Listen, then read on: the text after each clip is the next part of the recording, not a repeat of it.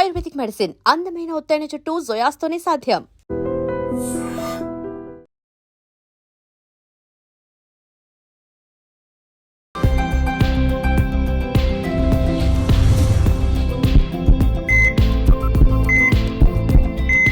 నమస్తే, welcome to healthy conversations with IT media. నేను మీ Jhansi. So ఈరోజు మనం డాక్టర్ హర్ష గారితో ఉన్నాము. యూరాలజిస్ట్, యాంటాలజిస్ట్, అలాగే రెనోప్లాస్టిక్ సర్జన్, రీనల్ ట్రాన్స్ప్లాంట్ సర్జన్ కూడా. మరి ఆడవాళ్ళల్లో చాలా ఎక్కువగా వచ్చే ప్రాబ్లం ఏంటంటే యూరినరీ ట్రాక్ట్ ఇన్ఫెక్షన్స్. చాలామంది డాక్టర్స్, మేబీ యూరాలజిస్టులు అందరూ మేల్ డాక్టర్స్ ఉంటారట. సో ఇది కూడా ఒక వన్ ఆఫ్ ద రీజన్ ఓపెన్గా వెళ్ళి ఈ ప్రాబ్లం ఉంది అని చెప్పడానికి. బట్ ఈ యూరినరీ ట్రాక్ట్ ఇన్ఫెక్షన్స్ అనేవి ఎందుకు వస్తాయి and different types of infections ఏముంటాయి, రాకుండా తీసుకోవాల్సిన జాగ్రత్తలు ఏంటి మాట్లాడదాము. నమస్తే సార్. నమస్తే అమ్మా. చాలా మంది నిజంగా ఏదైనా, నాట్ ఓన్లీ యూరినరీ ఇన్ఫెక్షన్స్ కాదు, ప్రైవేట్ పార్ట్కి సంబంధించిన ఏవైనా కానీ ఒక డాక్టర్ దగ్గరికి వెళ్ళాలన్నా, ఏదో రిక్వెస్ట్ ఫీమేల్ డాక్టర్ అయినా కానీ ఓపెన్గా చెప్పడానికి ఇబ్బంది పడుతూ ఉంటారు. And one of the cause ఇది, one of the disease urinal tract infection, urinary tract infections.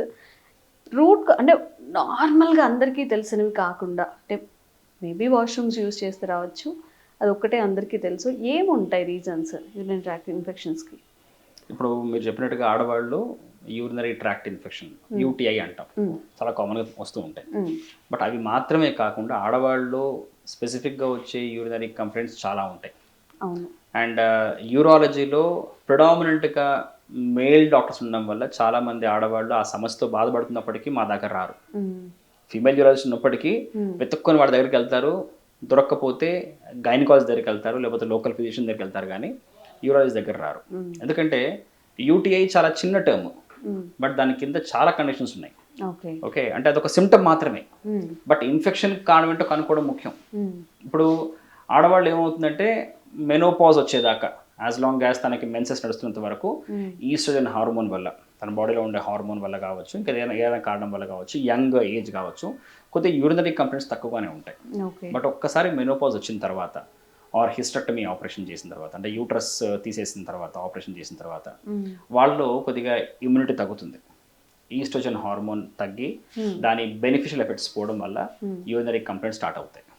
Okay, so ఇలా చూసుకుంటే యూటీఐ మాత్రమే కాదు, ఆడవాళ్ళలో చాలా మందికి స్ట్రెస్ యూరినరీ లీక్ అనే ప్రాబ్లం ఉంటుంది. స్ట్రెస్ లీక్ అంటాం. స్ట్రెస్ యూరినరీ లీక్ అంటే ఏంటంటే స్ట్రెస్ వల్ల వచ్చేది కాదు. ఇప్పుడు 2-3 పిల్లలు పుట్టారు నార్మల్ డెలివరీ ద్వారా, ఆర్ పేషెంట్ బాగా, ఆ స్త్రీ బాగా లావుగా ఉన్నారు, కొద్దిగా వీక్గా ఉన్నారు, వాళ్ళకి వెజైనా చుట్టూ యూరినరీ ట్రాక్ చుట్టూ ఉండే మజిల్స్ వీక్ అయిపోవడం వల్ల తుమ్మిన, దగ్గిన యూరిన్ లీక్ అవ్వచ్చు. అదొక చాలా కామన్ సమస్య. సో యూరినరీ ట్రాక్ట్ ఇన్ఫెక్షన్స్ మాత్రమే చాలా మంది తెలుసు, బట్ చాలా కంప్లైంట్స్ ఉంటాయి యూరినరీ సిస్టమ్ సంబంధించినవి. సో కామన్గా మా దగ్గరకు వచ్చిన తర్వాత చాలా మంది, సార్ మాకు యూటీఐ ఉందని వస్తారు. కంప్లైంట్స్ అడిగితే తెలుస్తుంది మాకు అది యూటీఐయా ఇంకేదైనా సమస్య అని చెప్పి. ఓకే, సో ఇది కామన్ సమస్య. ఇప్పుడు దీనికి కారణం ఏంటి? ప్రిడామినెంట్గా మనం చూసుకుంటే కనుక మెయిన్ రీజన్ వచ్చేసి ఆడవాళ్ళు యురేత్రా అంటే మూత్రనాళం అంటాం. ఇప్పుడు కరెక్ట్గా చెప్పాలంటే ఇవి కిడ్నీస్, ఇటు నుంచి కిందికి మూత్రం వచ్చే ట్యూబ్స్, వీటి మనం యురేటర్స్ అంటాం. ఈ 2 యురేటర్స్ కిడ్నీస్ నుంచి బ్లాడర్లోకి యూరిన్ తీసుకొస్తుంది. యూరిన్ బ్లాడర్ నుంచి యూరిన్ బయటకు వచ్చే ట్యూబ్ ఉంటుంది కదా, దాన్ని మనం యురేత్రా అంటాం. ఇది మగవాళ్ళలో ఒక 25 to 30 సెంటీమీటర్స్ ఉంటుంది, చాలా పొడుగ్గా ఉంటుంది. ఆడవాళ్ళలో 4 సెంటీమీటర్సే ఉంటుంది. సో చాలా చిన్నది అవడం వల్ల ఇమ్మీడియట్గా యూరినరీ సిస్టమ్ మొత్తం అంతా ఎన్వైరన్మెంట్కి ఎక్స్పోజ్ అయ్యే ఉంటుంది. సో వాళ్ళకి చాలా త్వరగా యూరినరీ ఇన్ఫెక్షన్స్ అంటే చిన్న ఇన్సల్ట్స్, చిన్న ఫ్యాక్టర్స్ వల్ల కూడా వాళ్ళకి యూరినరీ ఇన్ఫెక్షన్స్ వచ్చేది వాళ్ళకి. ఇంకోటి ఆడవాళ్ళకి మలద్వారము, వెజైనా, తర్వాత యూరినరీ ఓపెనింగ్ 3 పక్కన ఉండడం వల్ల క్రాస్ కంటామినేషన్ రిస్క్ ఎక్కువ ఉంటుంది. అంటే వైట్ డిశ్చార్జ్ ఎక్కువ ఉన్న వాళ్ళకి యూరినరీ ఇన్ఫెక్షన్స్ వస్తుంటాయి, మలబద్ధకం ఉన్న వాళ్ళకి యూరినరీ ఇన్ఫెక్షన్స్ వస్తూ ఉంటాయి, మలద్వారం చుట్టూ ఉన్న ఇన్ఫెక్షన్ ఉండే వాళ్ళకి యూరినరీ ట్రాక్ట్ ఇన్ఫెక్షన్స్ వస్తూ ఉంటాయి. సో అది కాకుండా ఇవన్నీ just because they are females, కేవలం ఆడవాళ్ళు అవ్వడం వల్ల వచ్చే సమస్యలు. అది కాకుండా అందరూ మగవాళ్ళు ఆడవాళ్ళలాగా ఏ వయసులో ఉన్నప్పటికీ వాళ్ళకి స్టోన్స్ వల్ల యూరినరీ ఇన్ఫెక్షన్స్ రావచ్చు. ఇంకొక common reason diabetes. Uncontrol diabetes వల్ల చిన్న ఇన్ఫెక్షన్తో పోయే సమస్య చాలా పెద్ద సమస్య కూడా మారచ్చు. కేవలం ఒక యూరిన్లో మంట, నొప్పి అనే ఒక సిమ్టమ్తో ఆగిపోయే సమస్య కాస్త కిడ్నీ దాకా పాకిపోయి కిడ్నీ పాడైపోయే సమస్య వరకు, కిడ్నీలో చీమ్ పట్టచ్చు, అలా కూడా అవుతుంటాయి. సో ఆడవాళ్ళు స్పెసిఫిక్గా చెప్పుకుంటే బికాస్ ఆఫ్ దేర్ జెండర్ వాటి వల్ల కొన్ని సమస్యలు అవుతాయి. ఇంకొన్ని సమస్యలు స్టోన్స్ వల్ల కావచ్చు, ఇంకేదైనా కారణం వల్ల కూడా వాళ్ళకి యూరినరీ ట్రాక్ట్ ఇన్ఫెక్షన్ వచ్చే అవకాశం ఎక్కువ చేస్తుంటాయి. Okay okay. సో అంటే దీని నుంచి ఎట్లా అంటే హైజీన్గా ఉంటే సరిపోతుందా, టాయిలెట్స్ నీట్గా ఉన్నవే యూజ్ చేస్తే సరిపోతుంది? చాలామంది బయటకు వెళ్ళినప్పుడు టాయిలెట్స్ అవాయిడ్ చేయడానికి వాటర్ కూడా తీసుకోకుండా ఉంటుంటారు, దానివల్ల కూడా ఇన్ఫెక్షన్స్ వచ్చే అవకాశం ఉంటుందా? ఇప్పుడు మళ్ళీ దీనికి ఈ ఆన్సర్ చేయాలంటే ఇందాక టాపిక్ మళ్ళీ వెళ్ళాలి. So treatable reasons, untreatable reasons. Untreatable అంటే ఏంటి? బికాస్ యూఆర్ జెండర్, అక్కడ మీరు ఏం మాడిఫై చేయరు ఫ్యాక్టర్ని. So hygiene is the most important thing. ఏమైనా వైట్ డిశ్చార్జ్ వస్తే దాన్ని ట్రీట్ చేసుకోవడం, మలబద్ధకం లాంటివి ఉంటే, కాన్స్టిపేషన్ లాంటివి వాటిని సరిగ్గా అవి రాకుండా చూసుకోవడం. మళ్ళీ అంటే కాన్స్టిపేషన్ వల్ల కూడా ఇన్ఫెక్షన్స్ యూరినరీ ఇన్ఫెక్షన్స్ రావచ్చు వాటి వల్ల కూడా. చాలా మందికి కాన్స్టిపేషన్ వల్ల యూరినరీ ప్రాబ్లమ్స్ కూడా వస్తుంటాయి. ఇన్ఫెక్షన్ కాకుండా యూరినరీ ప్రాబ్లమ్స్ కూడా వస్తుంటాయి, మగవాళ్ళకి, చిన్నపిల్లలకు కావచ్చు. అదొక సపరేట్ టాపిక్ మనది. ఓకే, అవి కాకుండా ట్రీటబుల్ రీజన్స్ ఉంటాయి. స్టోన్స్ కావచ్చు, ఆర్ మూత్రనాళం పూడుకుపోయి ఉండొచ్చు. మూత్రనాళంలో పూడుకలు అంటే స్ట్రిక్చర్ అంటాం. మగవాళ్ళలో స్ట్రిక్చర్స్ చాలా కామన్, ఆడవాళ్ళు కూడా మనకు కనపడుతూనే ఉంటాయి. సో యూరిన్ ట్రాక్ట్ మూసుకుపోయి యూరిన్ సరిగ్గా రాక, ఫ్రీగా ఫ్లో అవ్వక వాళ్ళ కూడా ఇబ్బంది రావచ్చు. సో ఈ కారణాలు కనుక్కో అంటే మనకు బేసిక్ అల్ట్రాసౌండ్ కావాలి. అల్ట్రాసౌండ్ టెస్ట్ చేసుకొని, తర్వాత ఒక బేసిక్ యూరిన్ టెస్ట్ చేయించుకొని, దాన్ని బట్టి అవసరమైతే ఒక సిటీ స్కాన్ ఇంకేదైనా చేసుకుని కూడా మనం ట్రీట్ చేయొచ్చు. సో మీరు చెప్పినట్టుగా ప్రాపర్గా హైడ్రేట్ చేసుకుంటూ మళ్ళీ మనం రోజుకో 2.5 లీటర్స్ వాటర్ తాగుతూ, ఓకే, మంచి ఫుడ్ తీసుకుంటూ. ఫుడ్ వల్ల యూరినరీ సిస్టమ్ ఎఫెక్ట్ అవుతుందని అడుగుతారు, ఖచ్చితంగా అవుతుంది. ఫుడ్ వల్ల అందరూ ఏమనుకుంటారు, జీర్ణాశయానికి సంబంధించిన ఇబ్బందులు ఎక్కువ వస్తాయి అనుకుంటారు. ఫుడ్ వల్ల మనం తీసుకునే ఆహారం వల్ల, తినే ఆహారం వల్ల మూత్రం సంబంధించిన ఇబ్బందులు కూడా రావచ్చు. సో దాని కూడా మనం జాగ్రత్త పరిగణించాలి. అంటే జంక్ ఫుడ్ కావచ్చు, ఇంకేదైనా కావచ్చు, వాటిని కంట్రోల్లో పెట్టుకోవడం మళ్ళీ లైఫ్ స్టైల్ కూడా దానికి దారి తీస్తుంది.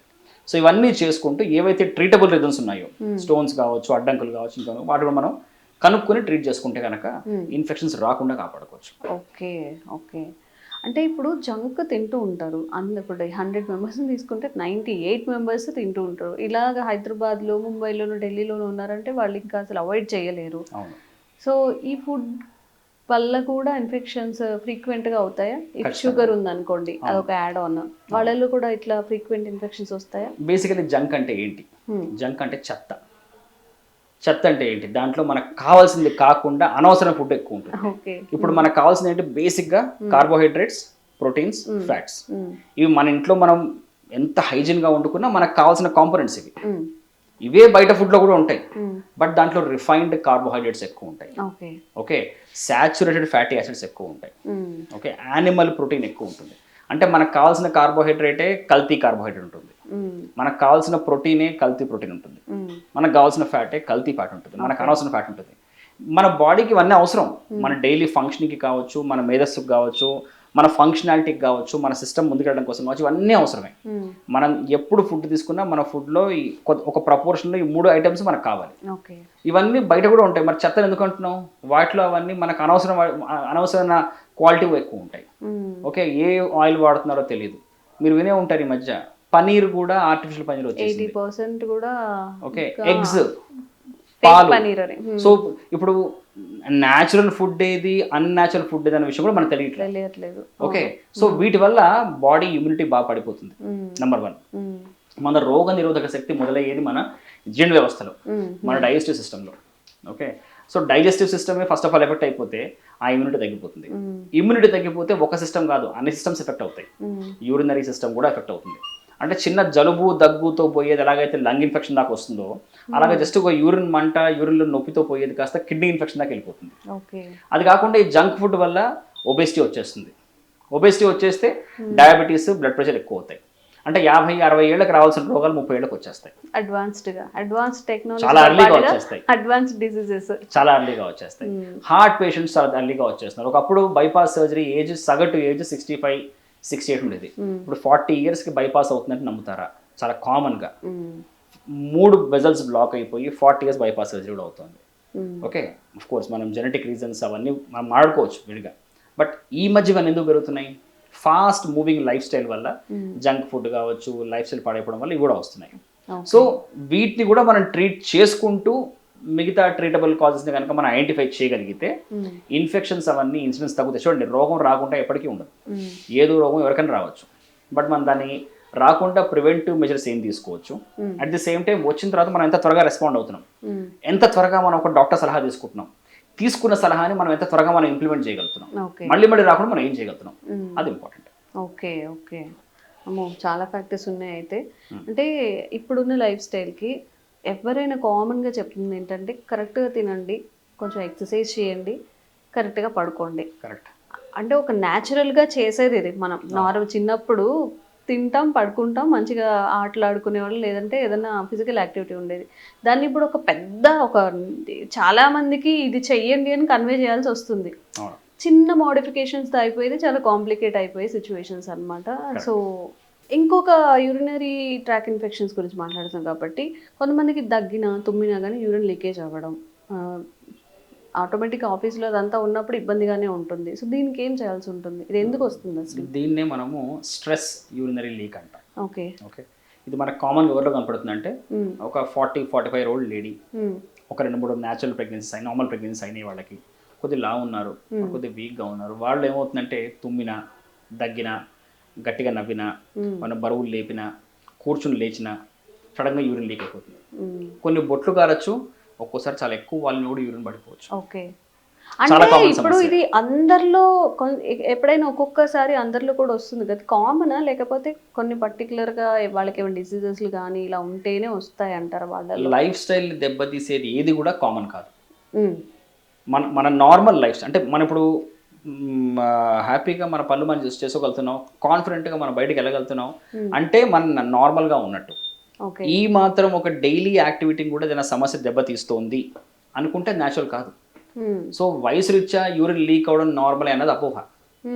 మగవాళ్ళు కూడా వయసు రీత్యా మా నాన్నగారికి ప్రాబ్లం ఉండిందిలే, మా అన్నయ్య గారికి ప్రాబ్లం ఉండింది, మా ఇంటి పక్కన ఆయనకి ప్రాబ్లం ఉంది, సో నాకు ఉంది కాబట్టి వయసే కారణం అనుకుంటే తప్పు. ఓకే. అలాగే మా అక్కయ్యకి సమస్య ఉండింది, మా అమ్మకి సమస్య ఉండింది, ఇప్పుడు నాకు లీక్ అవుతుంది, నా వయసు 50 ఏళ్ళు అనుకోవడం కూడా తప్పే. ఓకే. సో వాళ్ళకి ప్రాబ్లం ఉండింది, వాళ్ళు డాక్టర్ గారిని కలవలేదు, అట్లీస్ట్ మీరైనా కలవండి, కలిసి కనుక్కోండి ప్రాబ్లం ఏంటో. సో వయసుతో మీ లైఫ్ స్టైల్ డిస్టర్బ్ అవుతుంది అంటే అది వయసుతో వచ్చే ఇబ్బంది కాదు, ఆ వయసుకు వచ్చే ఇబ్బంది కావచ్చు, బట్ ఆ వయసుకు కూడా మీకే ఎందుకు వచ్చింది, మీ పక్కింటి వాడికి ఎందుకు రాలేదు, ఆర్ ఇంకో స్త్రీకి ఎందుకు రాలేదు అంటే ఏదో ఒక రీజన్ ఉంది, దాన్ని మీరు అడ్రస్ చేస్తే సెట్ అవ్వగలరేమో. సో మనం అటెంటివ్గా ఉండాలి. This is the best possible machine అదేంటి మన భూమి మీద. ఇలాంటి ఒక మెషిన్ని ఒక దేవుడు తప్పితే ఎవరు పుట్టించలేరు. సో దీంట్లో ఏదైనా సమస్య వచ్చిందంటే మనమే అలర్ట్ అవ్వాలి. అట్ ద సేమ్ టైం మనకి ఏదో ఒక వార్నింగ్ సిగ్నల్స్ ఇస్తూ ఉంటుంది బాడీ, అక్కడ ఏదో సమస్య ఉంది, కొద్దిగా అటెంటివ్గా ఉండు, కొద్దిగా డాక్టర్ దగ్గరికి వెళ్ళి చెప్తూనే ఉంటుంది, మనం నిర్లక్ష్యం చేస్తాం. సో ఆడవాళ్ళు మీరు చెప్పినట్టుగా తుమ్మినా దగ్గినా లీక్ అయ్యే సమస్య ఉంటుంది కదా, దాన్ని మనం స్ట్రెస్ యూరినరీ లీక్ అంటాం. సో ఇది వయసు రీత్యా అందరికి వచ్చే సమస్య కాదు, కొంతమందికే వస్తుంది. ఫిట్గా ఉన్న ఆడవాళ్ళకి 70 ఏళ్ళకి కూడా రాదు. ఓకే, అలాగే కొంతమందికి ఫిట్గా లేకపోయినా రాదు, కొంతమందికి ఎంత ఫిట్గా ఉందో 50 ఏళ్ళకి వచ్చేయచ్చు. ఓకే. సో చాలా కారణాల్లో main reason pelvic floor weakness, అంటే జననేంద్రియాల చుట్టూ ఉండే కండరాలు బాగా లూజ్ అయిపోవడం, వాటిలో స్ట్రెంగ్త్ లేకపోవడం. ఆ స్ట్రెంగ్త్ లేకపోవడం వల్ల అబ్డామిన్ లో పొట్ట లోపల పెరిగే ప్రెషర్కి బ్లాడర్ రెస్పాండ్ అయ్యి అది కంట్రోల్ చేసుకోగలగాలి, యూరిన్ బయటకు పోకుండా కంట్రోల్ చేసుకోగలగాలి. ఆ కంట్రోల్ అవ్వలేక యూరిన్ లీక్ అయిపోవడం. ఓకే, సో వీళ్ళకి మనం ముఖ్యంగా ఏం చెప్తామంటే పెల్విక్ ఫ్లోర్ ఎక్సర్సైజెస్ నేర్పిస్తాం, కీగెల్స్ ఎక్సర్సైజ్ అంటాం. దాని మీద కూడా ఈ మధ్య ఇన్స్టాగ్రామ్ లో, యూట్యూబ్ లో విపరీతంగా రీల్స్ ఉన్నాయి. ఎలా చేయొచ్చు, ఎలాగైనా చేయండి, బట్ ప్రాపర్ గా చేస్తూ పోతే ఈ ఎక్సర్సైజ్ వల్ల చాలా ఉపయోగం ఉంటుంది. ఓకే, అది చేయొచ్చు. తర్వాత బాడీ వెయిట్ కంట్రోల్లో ఉండాలి. మరీ ఫ్యాట్ ఎక్కువ ఉన్నా, చాలా ఎక్కువ ఒబెసిటీలో ఉన్నా కానీ అప్పటిదాకా ఆ సమస్య ఉండకపోవచ్చు, తర్వాత రావచ్చు. ఓకే, అది కాకుండా మళ్ళీ ఇక డయాబెటీస్, బ్లడ్ ప్రెషర్ లాంటివి ఉన్నా కానీ అవన్నీ యాడ్ ఆన్స్. ఓకే, మీ ప్యాకేజ్ పెరుగుతున్న కొద్దీ సమస్యలు పెరుగుతూ ఉంటాయి. సో ముఖ్యంగా pelvic floor exercises, body weight control, tea coffee limit లో తాగడం. టీలు కాఫీలు ఎక్కువ తాగినా కానీ బ్లాడర్ ఓవర్ యాక్టివిటీ వల్ల ఉన్న సమస్య ఎక్కువ కావచ్చు. సో స్ట్రెస్ యూరినరీ లీక్ అనేది లైఫ్ స్టైల్ బాగా ఇబ్బంది పెట్టే సమస్య. ఇనీషియల్గా మెడికల్ మేనేజ్మెంట్, తర్వాత లైఫ్ స్టైల్ మేనేజ్మెంట్ చెప్తాం. ఇన్ఫాక్ట్ చెప్పాలంటే దీనికి మెడికల్ మేనేజ్మెంట్ అంత బాగా పనిచేయదు. లైఫ్ స్టైల్ మేనేజ్మెంట్ కొద్దిగా ఎక్సర్సైజ్ చేస్తూ పోతే కొంతమంది రిలీవ్ అవుతారు. అప్పటికి రిలీవ్ అవ్వకపోతే దీనికి సర్జరీ రీజన్, అంటే దీనికి ట్రీట్మెంట్.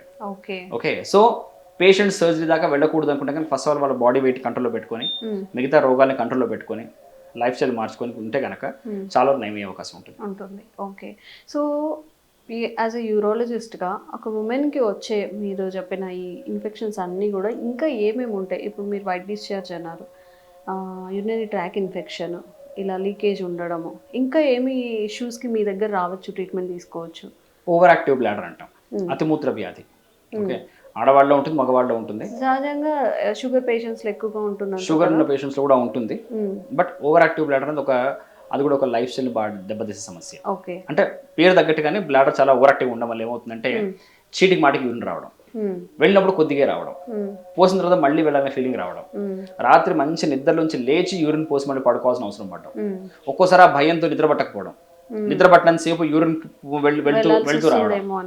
ఓకే, చివరికి వాళ్ళ లైఫ్ ఎంత డిస్టర్బ్ అయిపోతుందంటే ప్రయాణాలు చేయరు, ఎవరిళ్ళకి వెళ్ళరు, వెళ్ళిన సోఫాల మీద కూర్చోరు, ఎక్కడ లేచి బాత్రూమ్కి వెళ్ళి లోపల యూరిన్ లీక్ అయిపోతున్న భయంతో డైపర్లు వేసుకుంటారు.